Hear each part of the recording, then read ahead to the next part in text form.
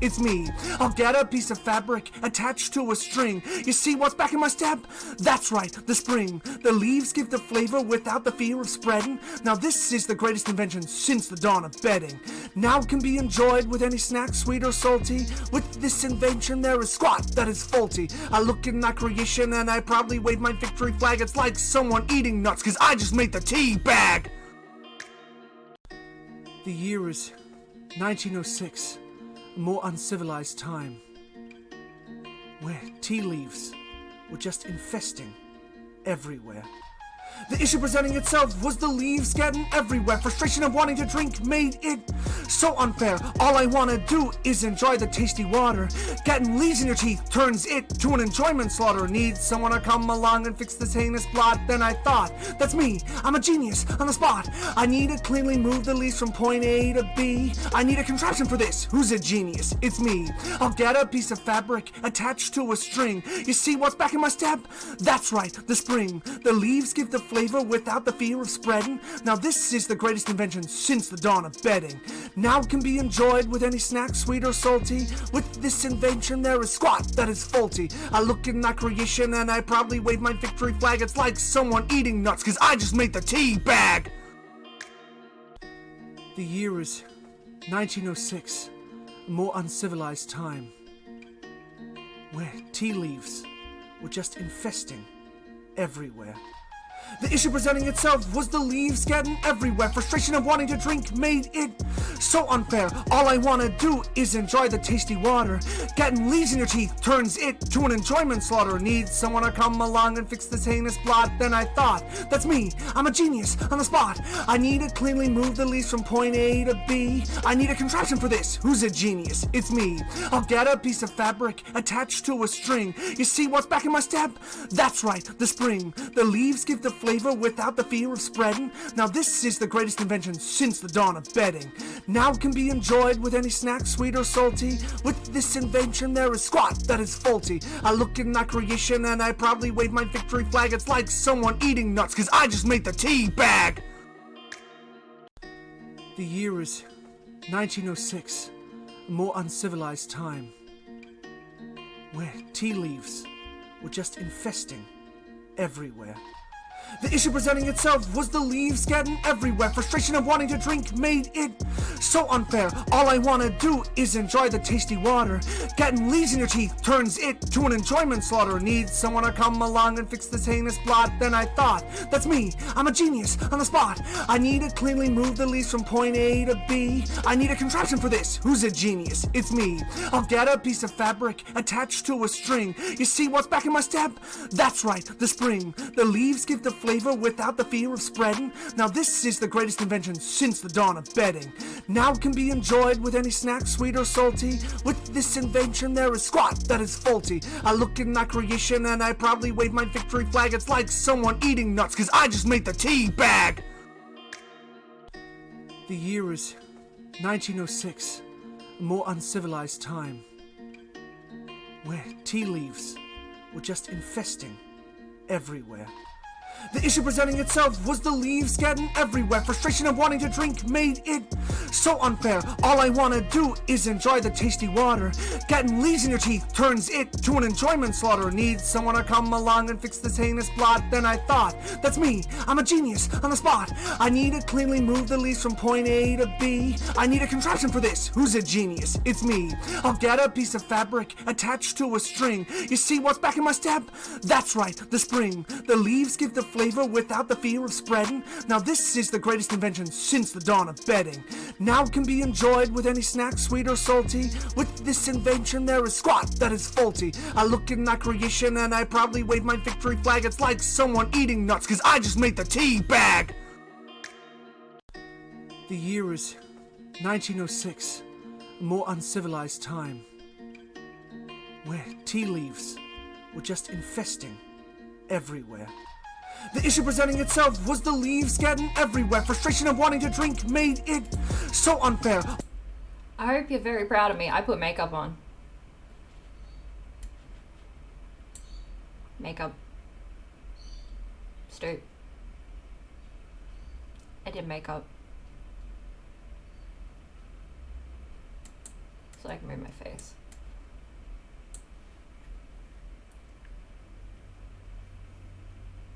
So I didn't update anything. I've been so lazy. Hey, Prosper. The murder sheet. I love the murder sheet. I bought the murder sheet. It's actually a proper background. And I had it set perfectly. And then the real estate came and were like, no, you have to fix everything. And now I can't get the murder sheet to sit properly. So I'm very upset. Very upset. But I did make up just for you, Stu.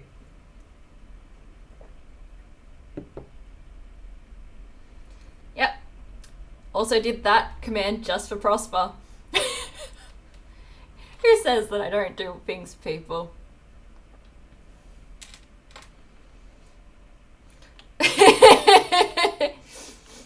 Oh.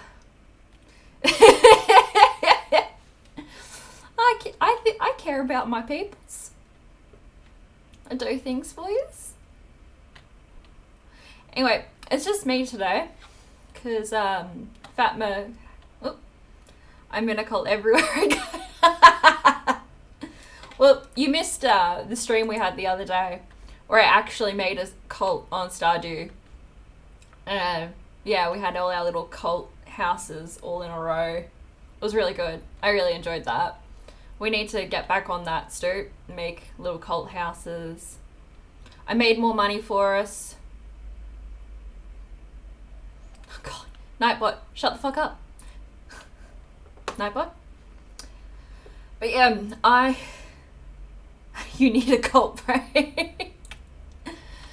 But yeah, I thought I would chill it out with the murder, with the murder chat, and go into conmen.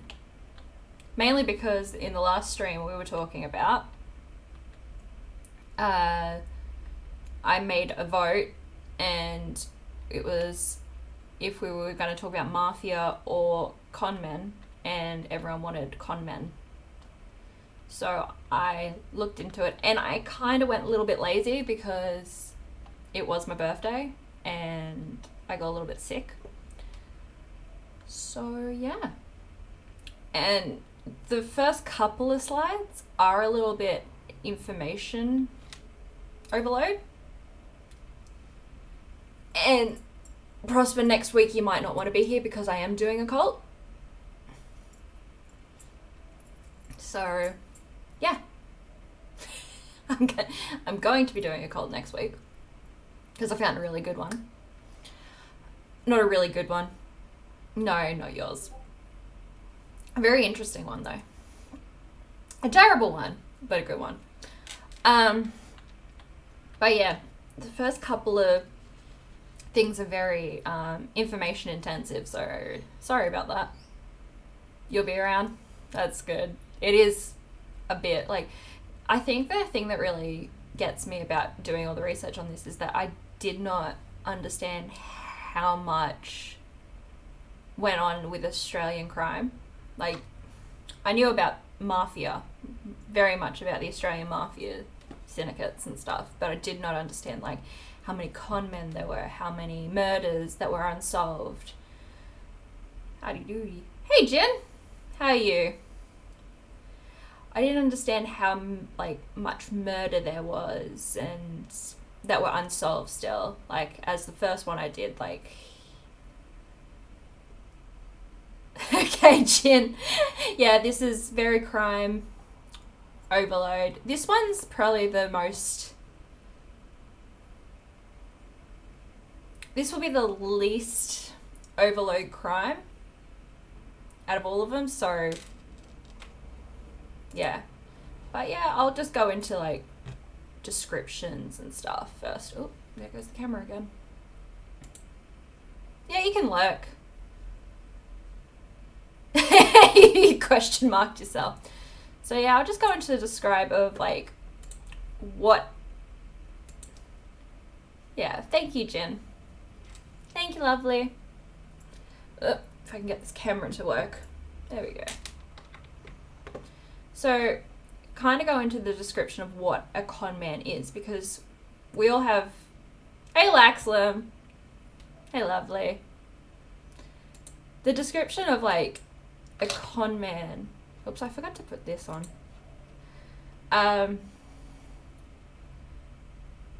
The definition of like, you all know like a con man is someone that cons you. Oh, Prosper! Thank you! Lovely. You don't have to do that. But thank you. And that's really lovely, thank you. The con man is actually short for confidence man. I learnt that through, surprisingly, I'm going to keep doing this. Keep doing this.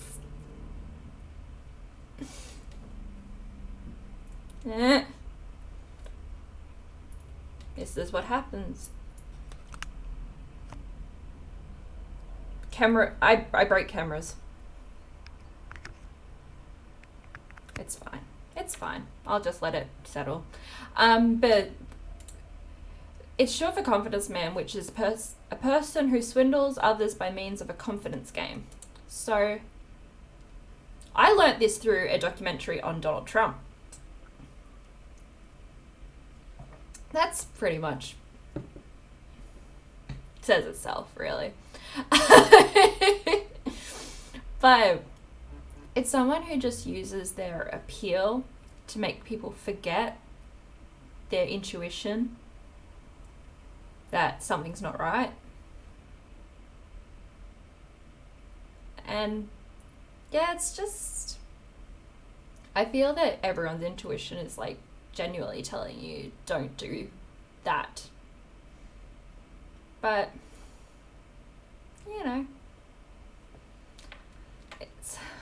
but so when they say like the con, it's actually all about confidence rather than a con per se.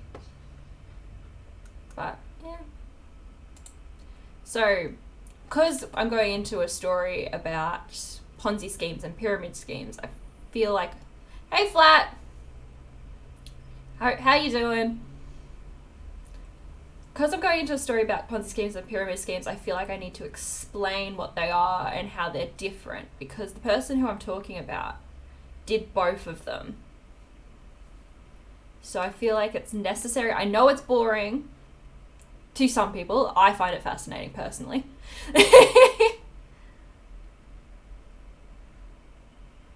Yeah, I do. I love this stuff. I find it fascinating. I know a lot of people don't find it fascinating, but it is stuff that I really enjoy.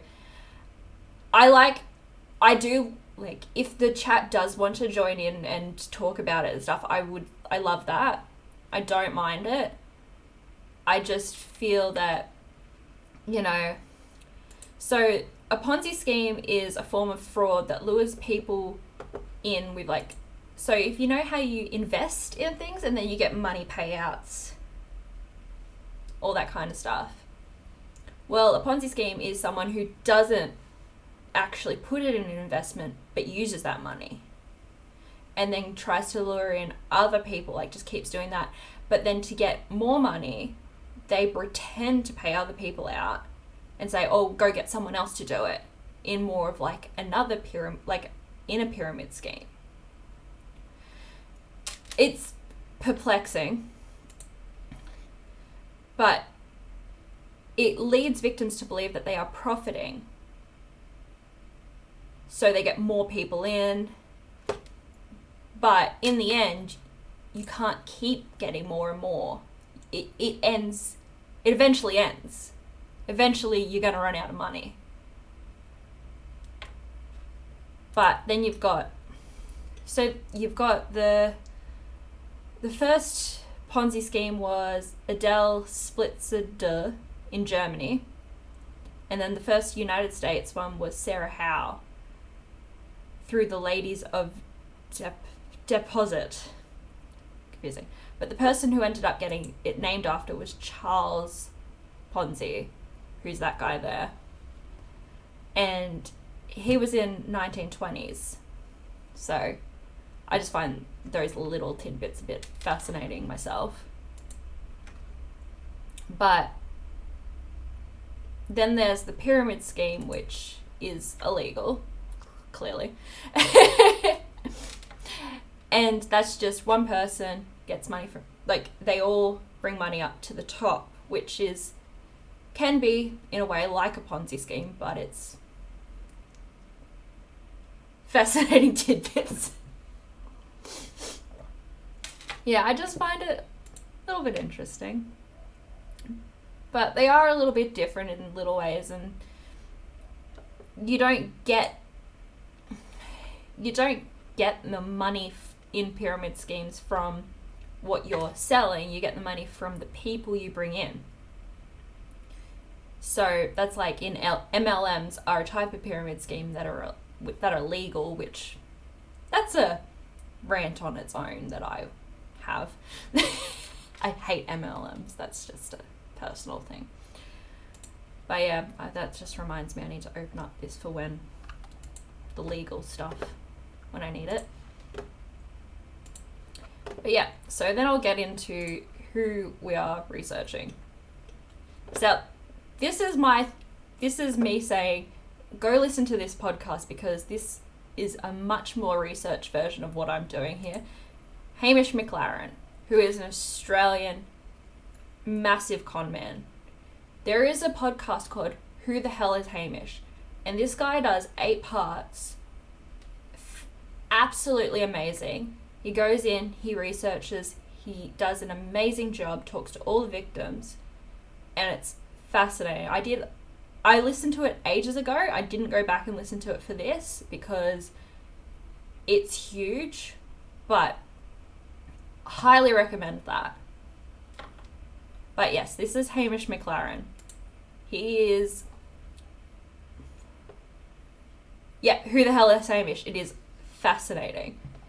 He's about 50 now. They're not quite sure, but they know he was born in 1970. He's Australian.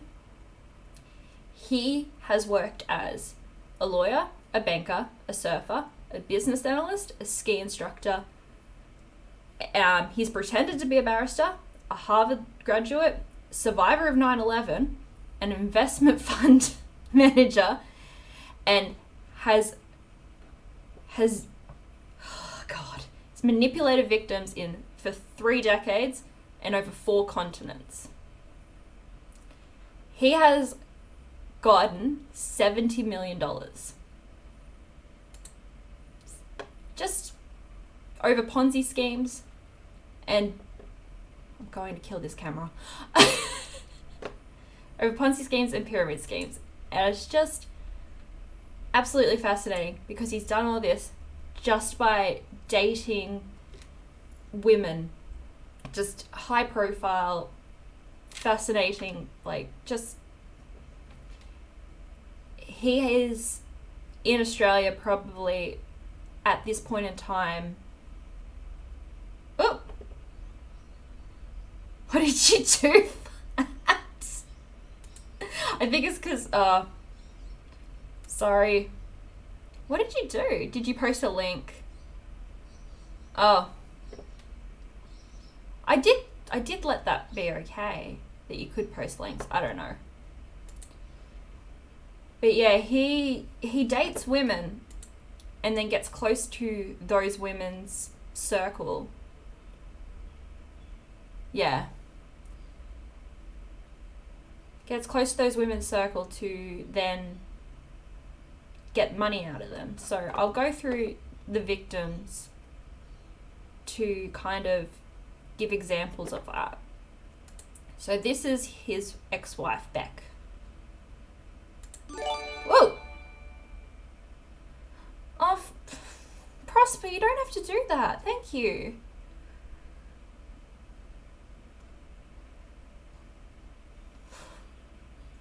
So this is Beck. She met him because a lot of this happens in Sydney. This is his main home source, is Sydney. So you'll find a lot of, I guess, when it comes to Australia, the main place that he will kind of circle is like the beaches of Sydney. It's very hard to, yeah. But when he was in Sydney, he met her, and she was quite, and this is in all the papers, she was emotionally fragile. And this is something you'll hear me talk about all the time. I'm not a fan of a lot of papers because they will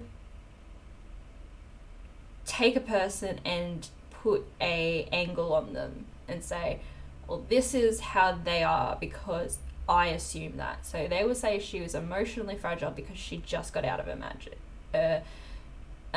marriage. There's no, okay, Stoop, have a lovely time at the dentist. Thank you for coming, though. Yeah, see, this is the thing where I have trouble getting information via papers as well because I have a blocker. Bye, Stoop. I have a blocker on my web pages as well because anything that Murdoch touches has money in. I can't see, I've blocked it. So a lot of my information comes from other sources. So it's a bit hard. But yeah, so I struggle to get a lot of information because I have to get... Oh, thank you, Helian Live. I appreciate the follow. Yes, I am blocking the big doc. I do not appreciate him. Not a fan. But yeah, so, because, yeah, I'm trying very hard to get unbiased, but a lot of the newspapers follow his lead as well. Yeah, get onto that. By Rudoc is such a good web extension, Laxlam. I'm glad you've heard of it. But it is very hard to find information when you're researching this stuff. But yeah, a lot of web pages still follow his lead with information, and so they just keep saying she's emotionally unstable and that's why she clings on to him and all that stuff. Also might be because he's a predator. Might not be her fault. Might be he's predatory, which you will see from more information that leads on. But she would see him out surfing, walking his dogs, and around the beaches, because apparently it's a small town wherever he is. He was a futures trader. He ran into trouble in early 2000s. And so, yeah, it's just sounds like he's a good guy. So he came up to her and was like, I want to take your kids surfing because they need a father figure, which I'm,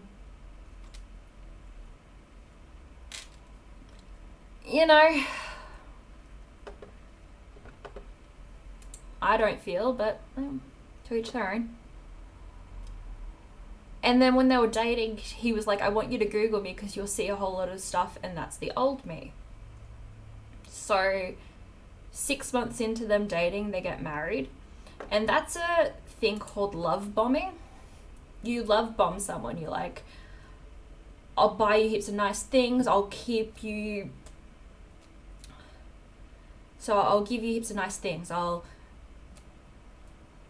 got to keep thinking of it. I'll distract you so you don't see all the bad things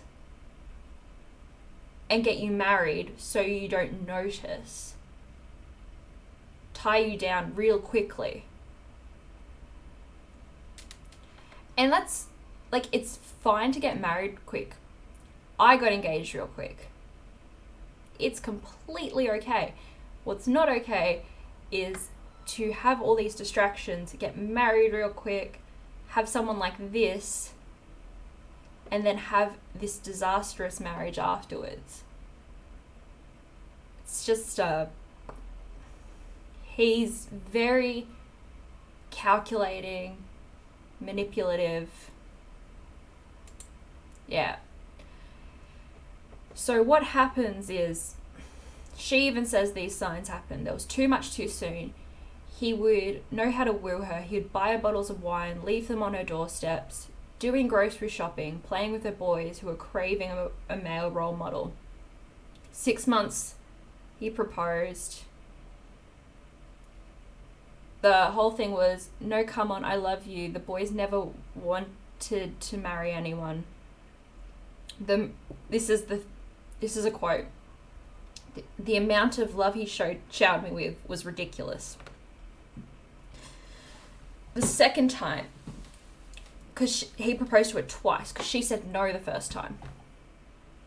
Then they went to the Hunter Valley for a romantic weekend away, and he tried again, begging her. And then she said yes that time. Hey, Earthbound! So he begs her. Thank you. I really appreciate that. So if you beg someone to marry you, that's a kind of like a red flag.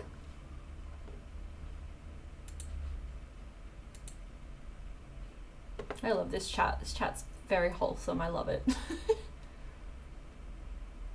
And then when they finally get married, there's like a lot of horrible things. Like, they go to a meeting in New York. I know, right? Goes to New York and he signs at an office under the name Hamish McLaughlin.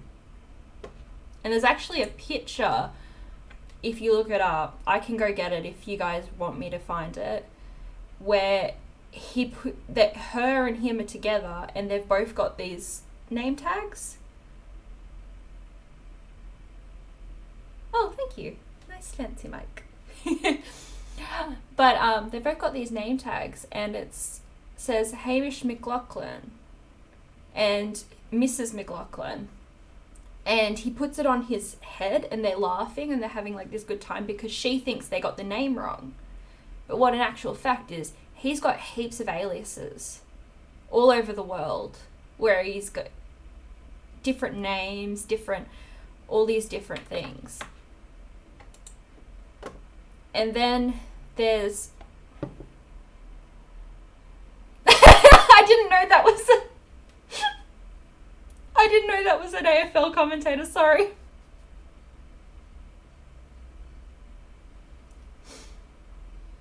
Yeah, that's exactly how it's spelled, flat too. Then there was the cruel body shaming. Her boys and Hamish took an Italian belated honeymoon. So this is like a couple of months after the wedding. And he's really into paleo diet. Like, won't get off of it. He won't move from it. Which is very, like, it's a big sign of narcissism if you like, I must do this to look good. Yeah. Okay. Yeah, no, he's very like, I have to look good, I have to do this sporting thing, I have to be this perfect male figure. So that's a very narcissistic trait of someone. And so he's very into paleo and she's like, okay, I'm in Italy, I want to eat some pasta. And you can see her, she's very thin. She's a very thin woman. And he goes, you know, you could have a really good body if you tried.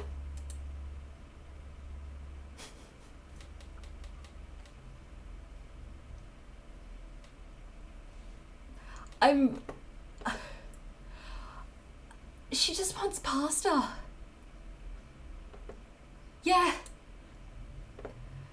And then she's like, I'm 40 something, I have 3 children. Yeah, she's like, this is her husband too.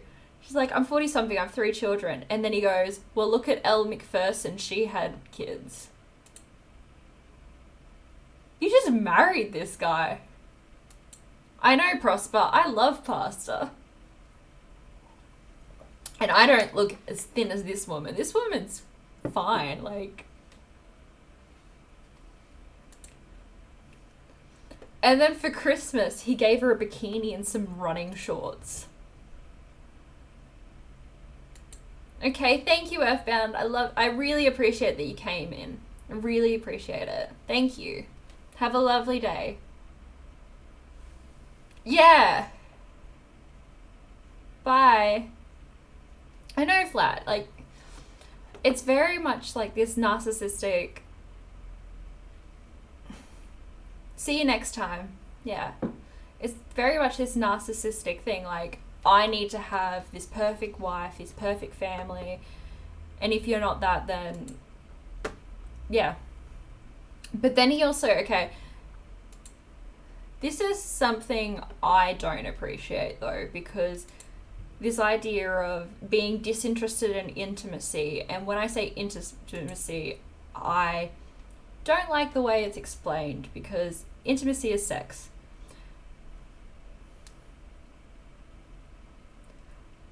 I don't care if you're disinterested in sex. You're allowed to be disinterested in sex. All the papers were like, well, he was disinterested in sex with her. You can be. But being disinterested in sex with her and then going and having sex with someone else, that's an issue.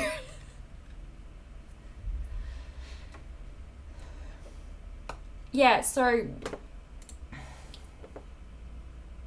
he didn't like to be touched. He didn't like sex. But then you'd learn that he would go and have sex with someone else later. That's an issue. But if it was just an asexual issue, no problem with that. But then she has this is like the last straw in their marriage, is that she has this feeling that she's being gaslit. Just gut feeling. Yeah. This is where the cheating incident happens. And it's not... Everyone explains it, all the papers explain it as cheating. This isn't cheating. This is disgusting behavior. And this is, in itself, should have put him in jail. Because this is disgusting, and I'm appalled that they call this cheating. Okay?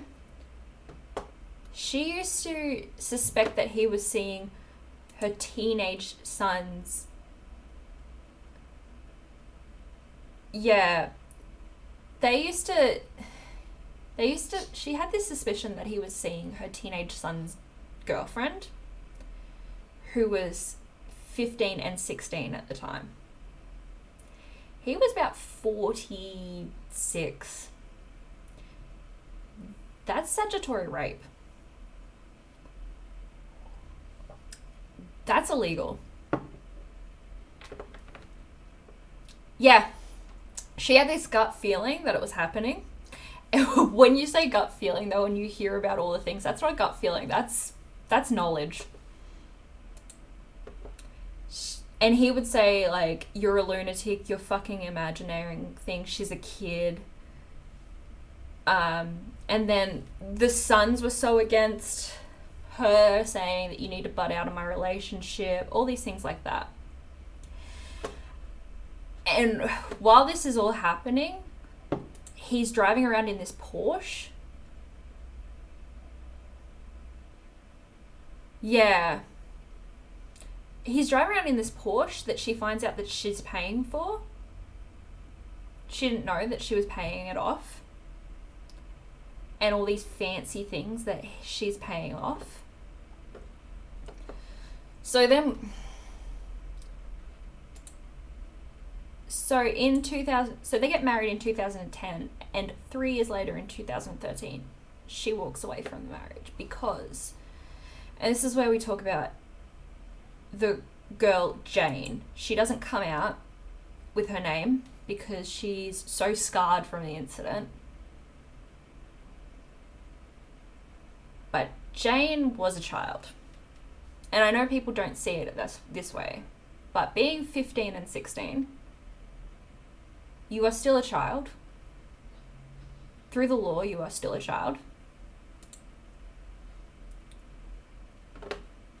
But Jane was dating Beck's son.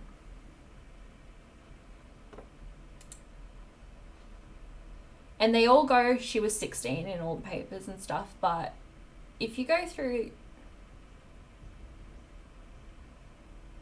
Yeah, I found her name, and you can find her name, but she gets called Jane in a lot of places.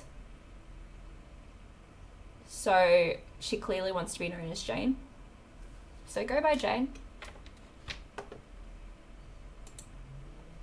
But yeah, she definitely gets, out of everyone in this story, Jane gets the rough end of the stick. Because she was used, she doesn't get any support. Like, all the women in this get together and support each other. Jane doesn't. Jane gets treated as the other woman. Jane now, right now, would be about 21. She's very young, still. She was being used by this much older man to get close to her grandparents, which is disgusting. She was sleeping with him.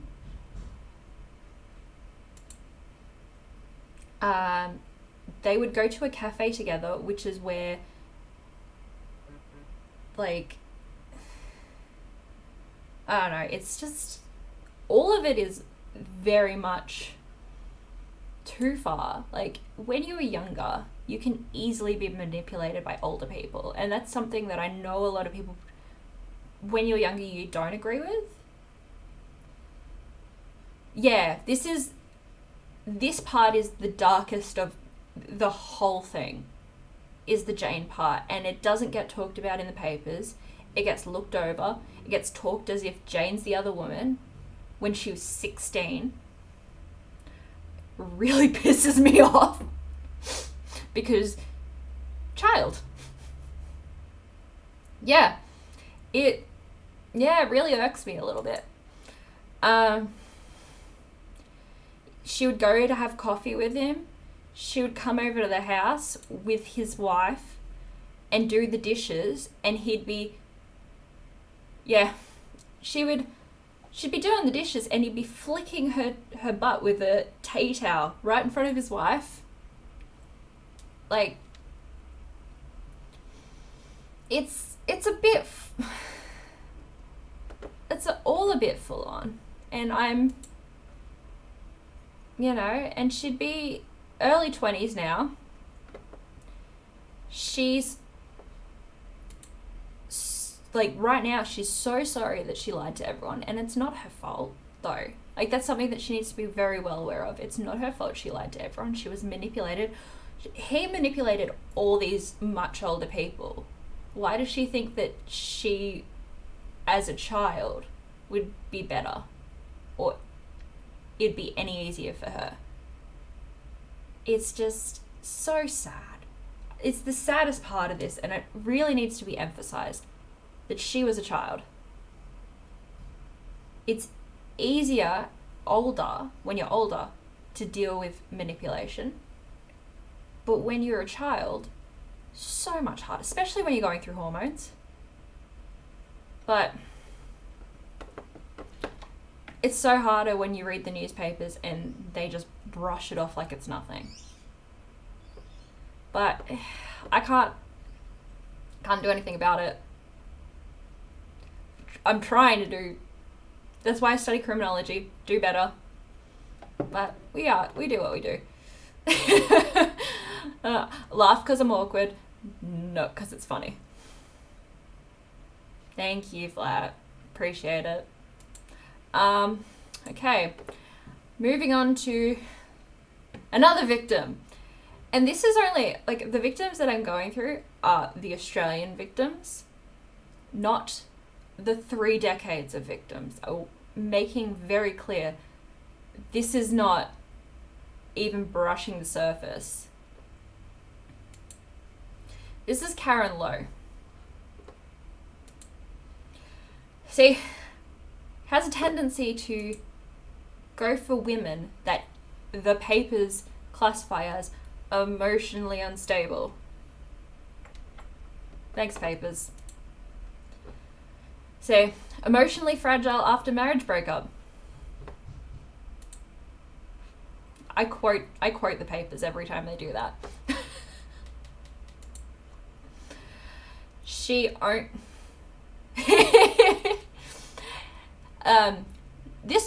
was actually very wealthy though. She had inherited a $11 million house with a leaky roof. And I actually watched like a video of this house. Oh my god.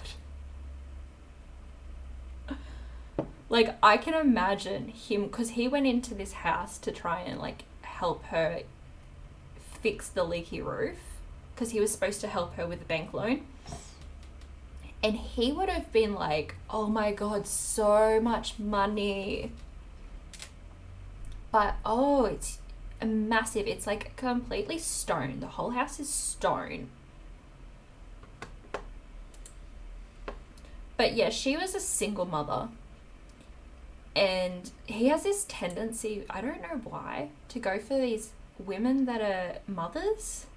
I think it might be that if you're a mother, you are more empathetic.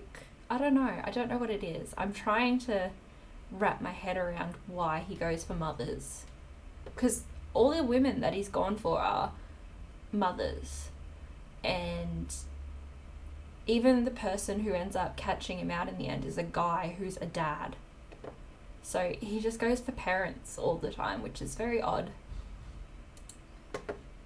But she needed a loan for this leaky roof, which yeah, it's very much, mothers are good, easy to win their hearts if you're good with kids. That's true. And he is very good with kids. Like, I saw this video of him with Beck's kids, and he has them out on the Sydney Harbour, and he's just so good with them. And it's very odd. The kids, yeah. Because he stole, I forgot to mention how much he stole from Beck. Let's see. Oh, if I got how much he stole from Beck. No, Beck never says how much he stole from her. All the other women say how much he stole. Yeah, it's basic profiling though, that he has, like, he goes for parents. It's not, it isn't even how much, like, he doesn't just go for rich people, he just goes for, if you're a parent, good, I'll go for you. It's very odd. It's a very odd system. Except for the 16-year-old. That was an odd one that he went for, because he wanted to get to the grandparents. That was where he was going with. But yeah, with Karen, he convinced her that he could help her get a loan, because she needed money to fix the roof, which was $200,000 to fix a roof is insane for me. I'm not good with money. I don't know money. But he's like, you get $1 million, give me $800,000. I know, right? He's like, you give me $800,000 and I'll invest it for you and give you some more money, like with the investments. And she just trusted him right off the bat. And they just became like fast friends. And so she borrowed $1 million and he's like showing her these loan documents and hiding parts of them. So like, oh yeah, you sign here, and then he's like got his hand over parts, which is not great. I'm just gonna say not great. But then he starts, this is where I get really interested in him, because he's really getting annoyed at my camera. He is like, he starts making up, this is where he starts making up lies to people to like get them to empathize with him and be like, oh, I'm so sorry about your life and all these things. I know, flat. But yeah, he's like, my father isn't my real father. So this is something that I forgot to mention. His birth name isn't actually his name anymore. He changed his name. So his real name isn't actually McLaren. His real name is Watson. So yeah, and he's like, he told her his father isn't his real father, and that's why his name isn't Watson anymore, and it's now McLaren. So he's actually told her more information about himself, about his last name, which is stupid. It's a dumb thing to do, to tell him about the Warren and Watson and McLaren thing. But the father thing isn't real.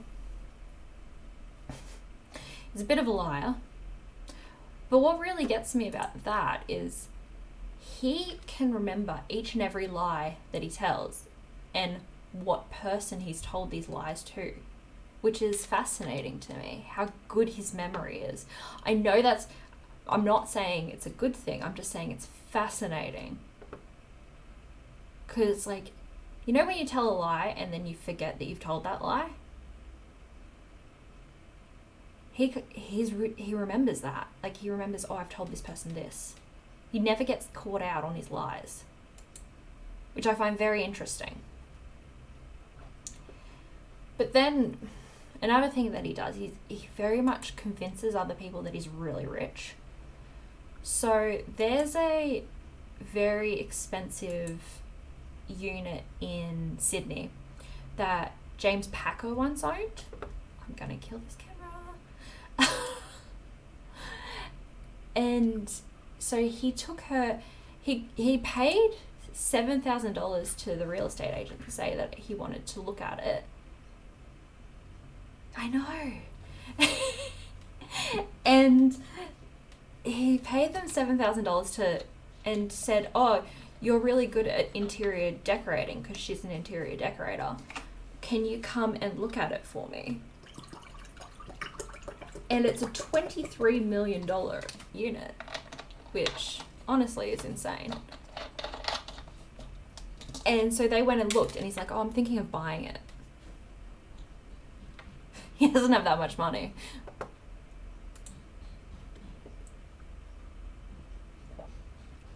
I know, it was an amazing photo opportunity.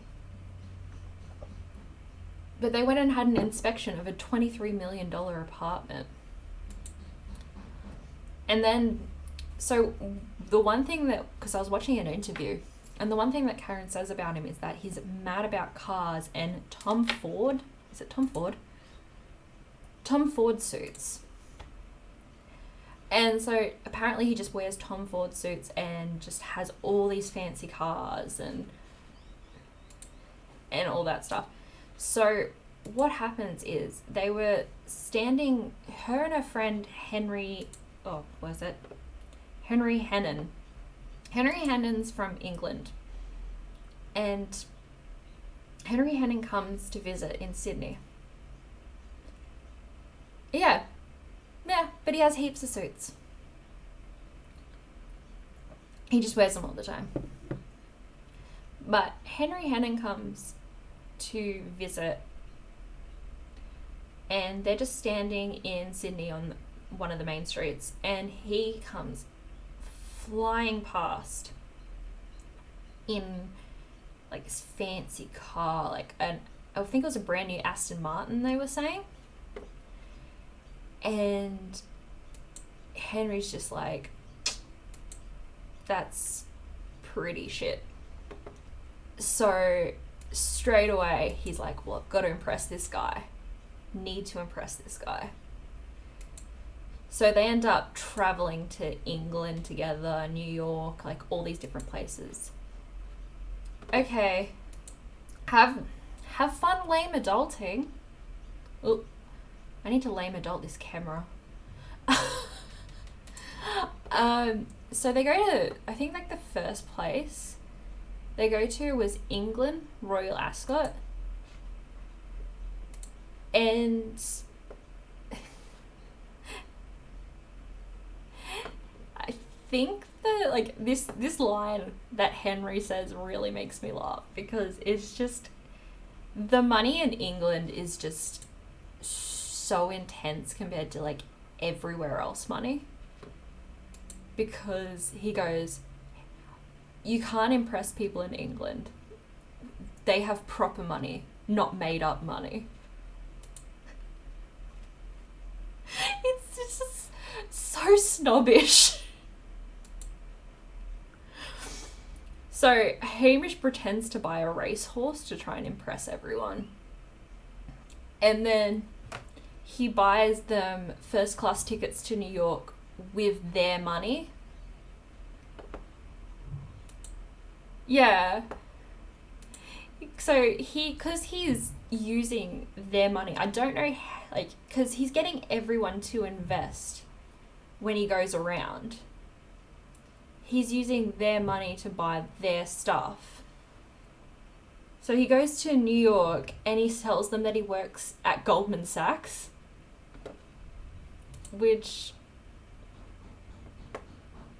nice lie. And it's just fascinating to think like how your brain works.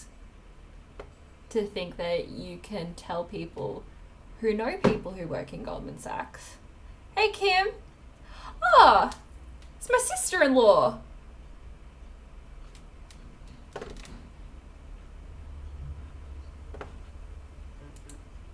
Hello, we're talking about a con man.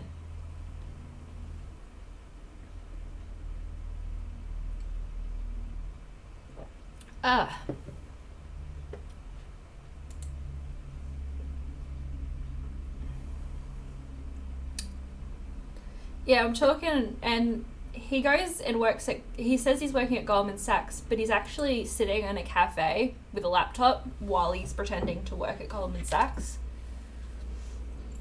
Which is kind of boring. But when... Okay, cool.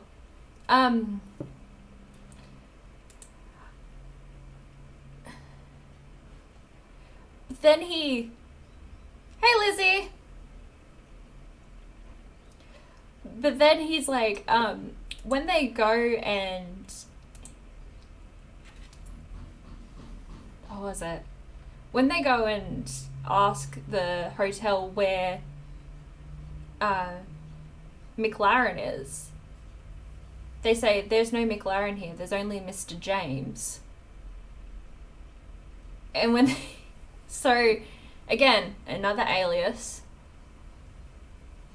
And so when Karen's gone and asks him about it, it's like, oh, well, my work made the booking, so I had to put it under another name. And when they look back now, they're laughing at how dumb they are because it was the James Hotel.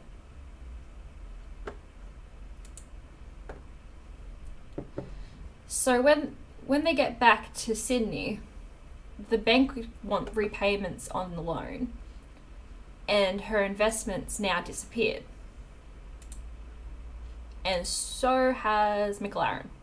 He's gone. Can't find him. So in the end, he takes $1.15 million from Karen. and her house is then, you know, she's bankrupt. She can't, so it's now could be what's it called? I forgot the word. It's in trouble of being lost. But the neighbour came, gave her the 1.15 million and said, just pay me back when you can, which, nice neighbour. I'd like $1 million from my neighbour. So now that he's gone missing, it's time to move on to the next victim of where he went missing to. Tracy Hall, another woman.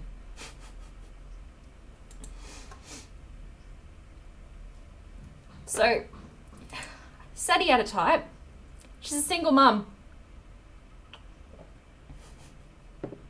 Told you he had a type.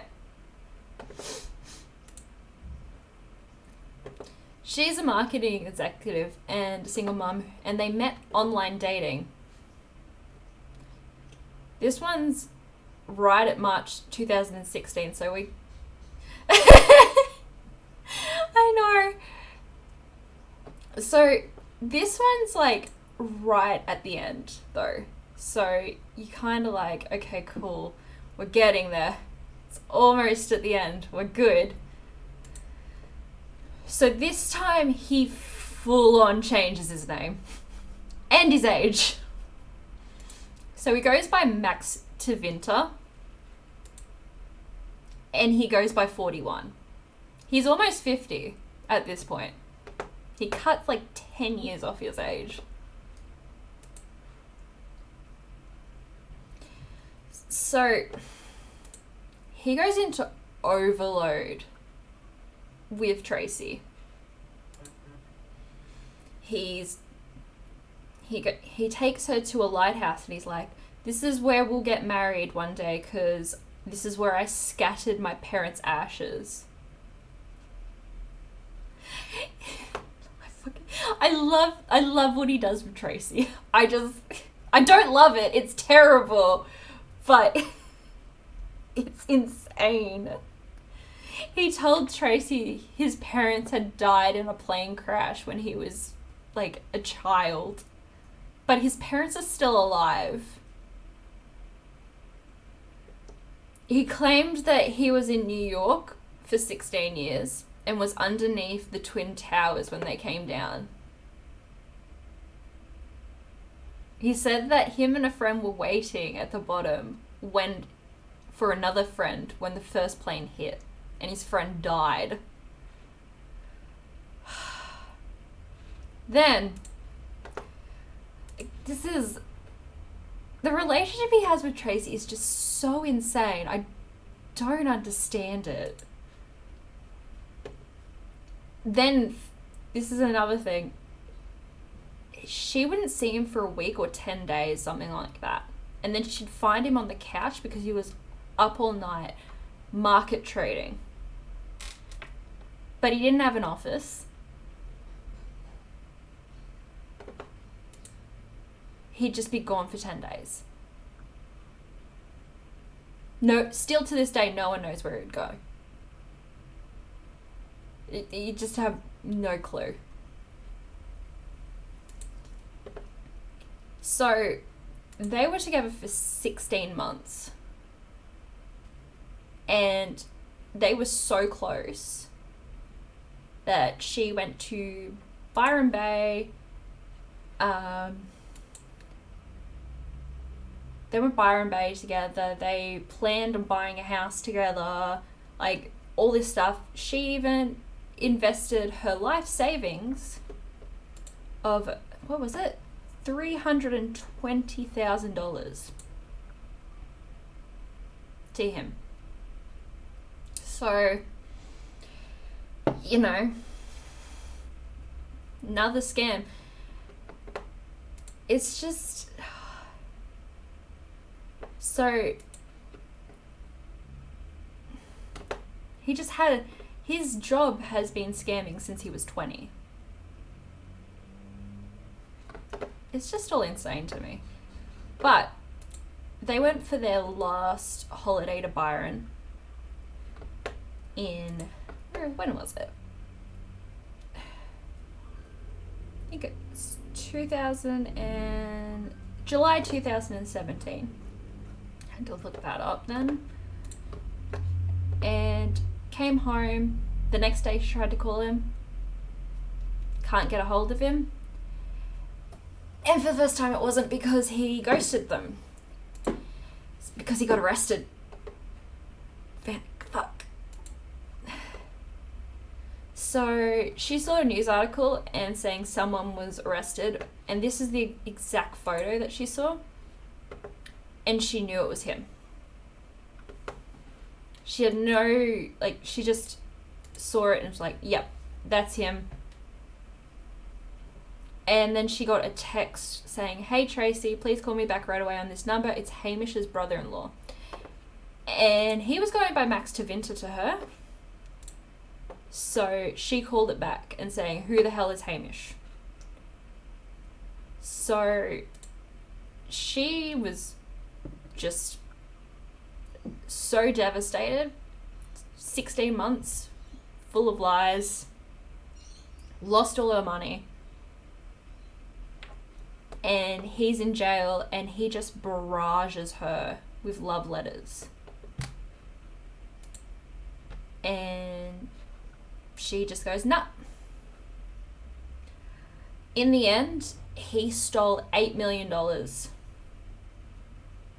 Yeah, I know. Well, it's less that he wanted her, though, and more that he didn't want another witness, I think. Because there wasn't a lot of witnesses at that point. But yeah, because there was $8 million from Australian witnesses. And I think the point is really that in Australia, we had the Australian jurisdiction for it. It's complicated. Because when you do fraud, you've got to stick in jurisdictions and all that stuff. I don't know international jurisdiction for fraud. I'm not good on that. I do have hold on, I've got the fraud offences in here. I know that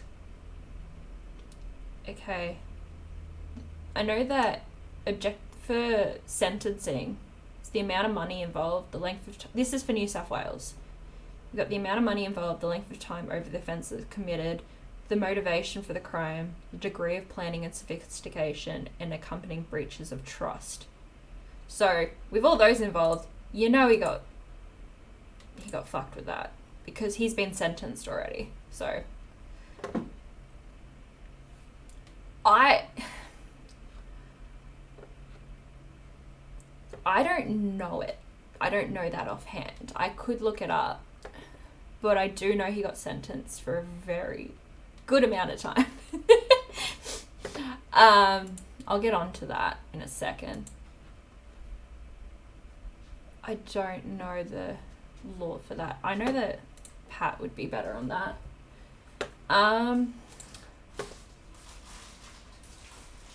But I'll get on to how he got caught, which was fantastic because the person who actually caught him was from the UK. So this is Simon Shone. I hope I pronounced that correctly. He deserves that. He was introduced to Hamish as Hamish Maxwell, another alias. He claimed he studied at MIT in mathematics. He claimed he designed a trading system. He claimed he worked with trading systems. And the sad thing is, Simon here, as a father, needed the money for his son. His son had an illness where he had heart problems and needed to get some extra money to help with the surgeries. Yeah, well, all this was happening during the time he was with Tracy. So when he was going away for periods, he'd be going different countries, they're assuming, to get more money. So, yeah, this was during one of his times, I guess. But he said to Simon, if you get more investors, and this is his downfall, is that he always wanted more. If you get more investors, I'll double your money. So Simon went to his best friend, Stephen. And this is, again, my problem with media. Simon and Stephen are not mentioned anywhere. I had to literally clip these photos out of the Sunday night. Yeah. I had to clip these photos out of a Sunday night true stories thing that I was watching. So, don't know if I'm allowed to do that, but I did. But yeah, Stephen Prince was one of McLaren UK's victims as well. But he invested funds as well to help his friend. But then he became really suspicious. He did some digging into Hamish Maxwell, and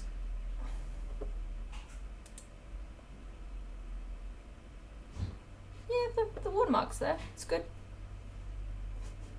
I've also got citing at the end. There's citing for everything right at the end of this that I'll put up. The problem with McLaren is that he is, as I said before, a massive narcissist, and he is also he's very into his running. So that kind of caused this photo to get out. Now, in 2014, McLaren was in the Sydney, what's it called? Long run. Sydney Morning Herald Half Marathon in 2014. And that photo was everywhere. And he enlisted in it as his legal name.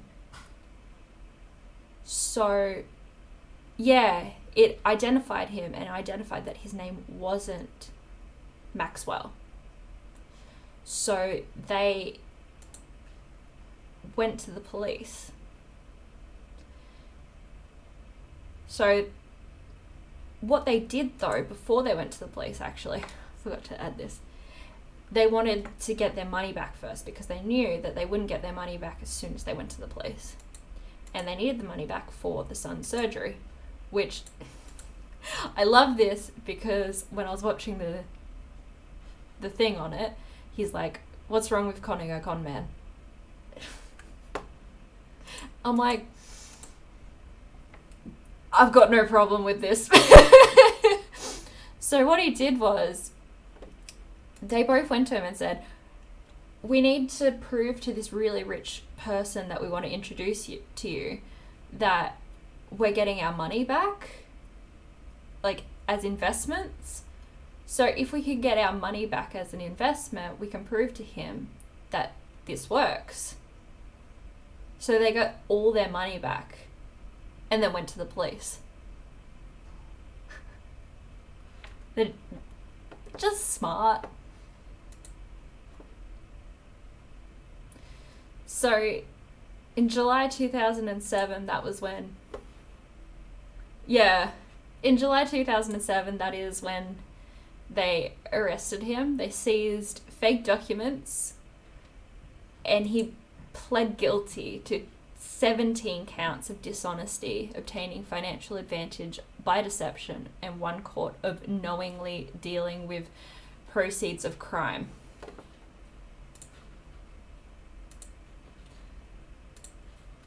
Way before his crimes caught the public attention, Hamish was living with net worth of over 7 million. And this is another thing that really irritates me about the papers.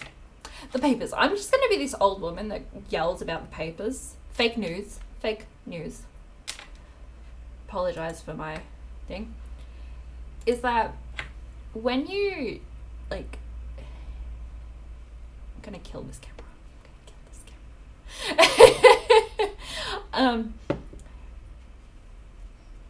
Exactly. When they talk about, I know it's gonna when they talk about other crimes and other criminals, they don't hammer on about how attractive they are or how they dress so well or all this stuff. It constantly comes up. Serial fraudster who dresses like James Bond. That's another quote. Or early reports disclosed that McLaren bought 3 Ferraris, 2 4-wheel drives, and a motor cruiser within a month. It's just like how good his life is. It's like, I get it.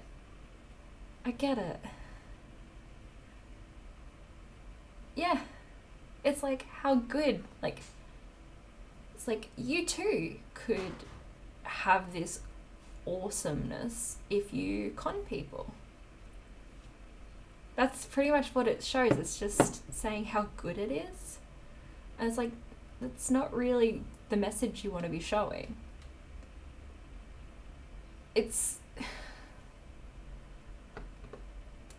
I'm not. And that's the thing, like, one of the victims that they don't really talk about, and I feel like it's on purpose, is fashion designer Lisa Ho. And that's because they wanted to protect her anonymity, which I feel is a bit, that's fine. I'm okay with that. But if you're going to be like that with her, then I feel like you should also be like that with other people who want to be protected. Like Jane. Just saying. Like there's a lot to this story that I would like to, yeah, that's the word. I fail English? That impossible.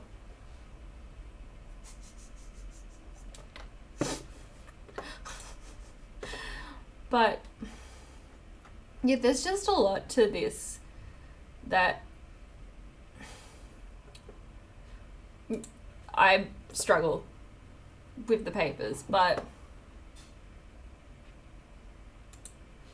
yeah, I have an issue with fraud and white collar crimes that they don't take it very seriously because no one cares. But it does, as like, okay, so the thing with like McLaren is that he gets to you emotionally and then he hurts you financially. And that's why I take it very seriously. Because if you hurt someone emotionally and then financially, that's fucked up. Also, he raped a child.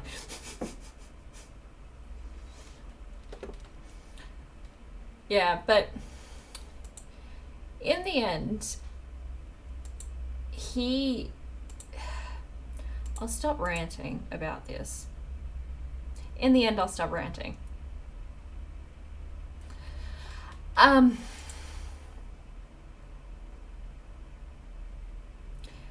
But for the Australian crimes, I don't know if he got charged for the other ones, but I know he got charged for the Australian crimes. And he got up to 16 years in Sydney.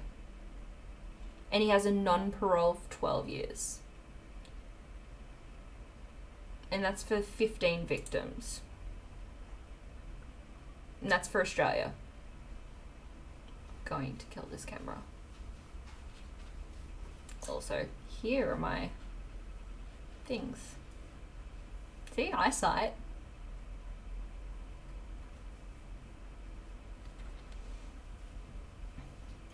I do well. I do work. Kinda. This one's a very short one because, as I said at the beginning, I was sick. I had a birthday. Also, Fatmo is a where. Normally this is a 2 people thing. And we do rant a lot. Mainly about Murdoch Press. This is a Murdoch Press free zone. I say that, but I can guarantee... Thank you. I can guarantee you that that podcast has probably got some Murdoch in it. Everything's got some Murdoch in it. I hate it. Just like my tea. But I might... Murdoch is everywhere and I hate it. I hate it. I love that his sons just disowned him. Yeah. You should get that browser thing extension. It really... Yes, shout out to that son that just like full on is like, nah. I'm full for that. But we do what we do. Also, if anyone is still here, oh, there are 7 of you. Why? But we are playing on my lovely husband's thing tonight. Got some husband. We're going to be playing some Green Hell. We'd love to see yous all there. Will be a fun time. I like to pull leeches off myself. It's fun.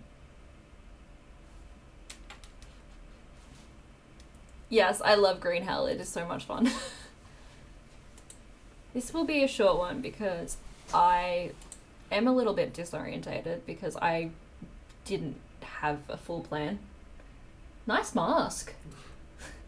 I'm just going out. Yeah. Factually. Okay.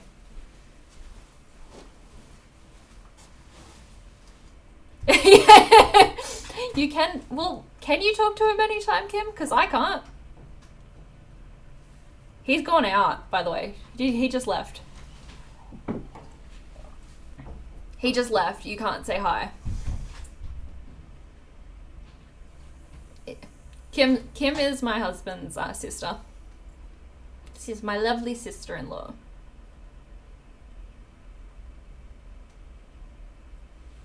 But yeah, we are going to be playing some...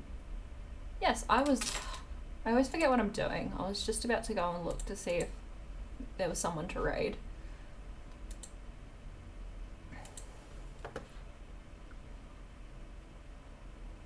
Oh, there are so many people on. Kim. He never replies. I know. He doesn't reply to me either. Don't worry about it. Yeah, but this is a short one and I apologize for it.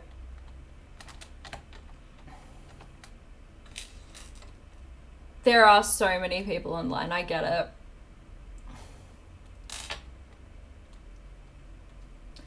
This is...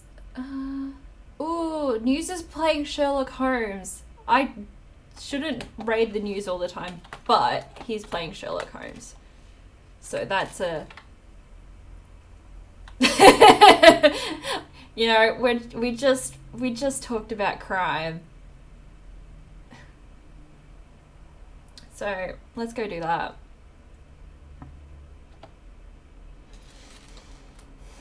Thank you all for being here. I really appreciate it. And thank you for the 2 subs and follows. Thank you. I appreciate you all immensely. See you next time.